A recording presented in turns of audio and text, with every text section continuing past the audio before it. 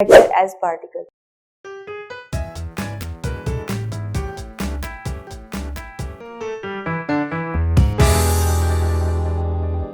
Assalamu alaikum students, I welcome you all on the platform of digital academics provided by Moonlight International Publishers. In this topic, we will start our next chapter, that is chapter 5, matter as particle. इस chapter के अंदर हम matter, उसकी states को पढ़ेंगे, उनकी properties और उसके different functions को देखेंगे.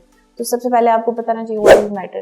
Matter is a substance that occupies space, उसका कोई specific volume होगा and has mass. मैटर के अंदर आपको दो चीज़ों का पता होना चाहिए. First is mass. Mass, everything in our world has mass. For example उसका कोई वेट होगा ना, तो मैटर की डेफिनेशन के अंदर जो पहली चीज़ है वो क्या आनी चाहिए? मैस. एंड नेक्स्ट इज उसका वॉल्यूम, स्पेस. मैस के अंदर उसको वेट आ जाएगा और वॉल्यूम के अंदर वो जो स्पेस ऑक्यूपाई कर रहा है ना मैटर, वो आ जाएगा. तो मैटर की डेफिनेशन के अंदर आपको क्या बताना चाहिए? एक तो उसका मैस है और दूसरा उसका कोई स्पेसिफिक वॉल्यूम है. ठीक है. उसके बाद आप देखेंगे कि मैटर बनता किससे है. Matter is composed of tiny particles और उन टाइनी पार्टिकल्स को हम एटम्स कहते हैं. अगर उसका मैटर के स्मॉल से स्मॉल पार्टिकल को देखें तो वो टाइनी, उसका सबसे छोटा smallest particle is known as atom. Matter की स्टेट्स के ऊपर देखते हैं कि मैटर की स्टेट्स कितनी है. तो matter has 3 basic states, that is solid, liquid and gas. Fourth state is known as plasma. Plasma के अंदर आप याद रखेंगे, प्लाज्मा में वो चीज़ आती है जिनका टेम्परेचर बहुत ज़्यादा हाई होता है और वो हमारे इन्वायरमेंट से बियॉन्ड होती हैं. फॉर एग्जांपल अगर आप सोलर को देखते हैं, सोलर सन है, फिर उसके बाद आप solar system, complete solar system जो है उसमें सन आता है, मून, डिफरेंट उसके अंदर चीज़ें आती हैं. तो वो आप देखेंगे कि वो सारा क्या है? प्लाज्मा है. उसके बाद सॉलिड है. तो सॉलिड हमारे इन्वायरमेंट के अंदर जितनी सख्त चीज़ें हैं, फॉर एग्जांपल आप फूड लेते हैं तो फूड इज सॉलिड. लिक्विड में आप वाटर लेते हैं.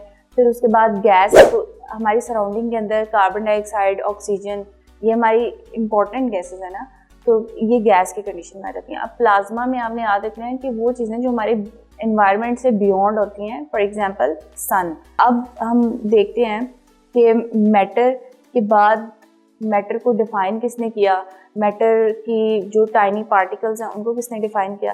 तो एक ग्रीक फिलोसोफर है, दैट इज डेमोक्रिटस. इसने एक थ्योरी दी थी, पार्टिकल थ्योरी ऑफ मैटर.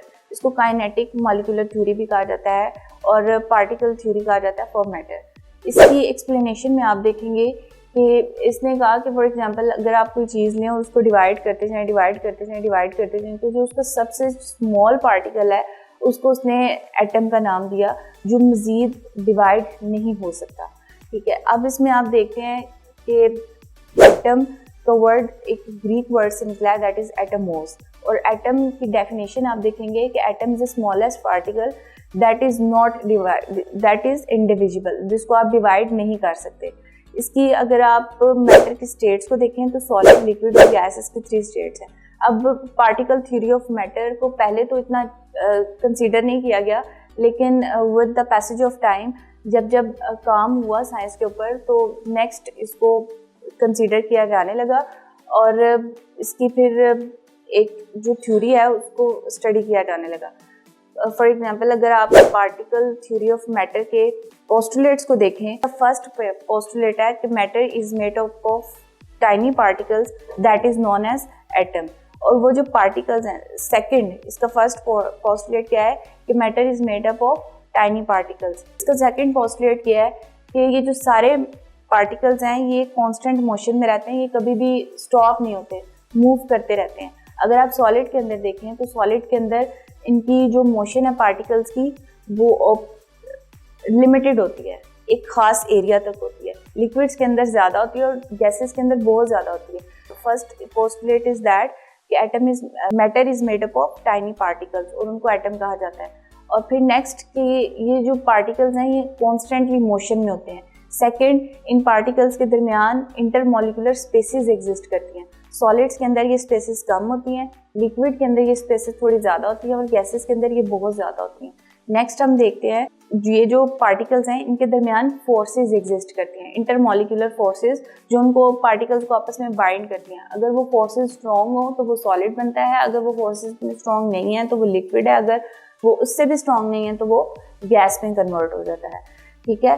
फिर आपने ये देखा कि इनके दरमियान एक स्पेसिफाइड स्पेस होती है जो इसको सॉलिड, लिक्विड और गैस के अंदर डिवाइड करती है। In the end of this lecture we will summarize our complete topic, that is matter is made up of atoms, और फिर इसके complete postulates को आप एक दफ़ा recall करेंगे, that is tiny particles have constant motion, have intermolecular forces, have intermolecular spaces।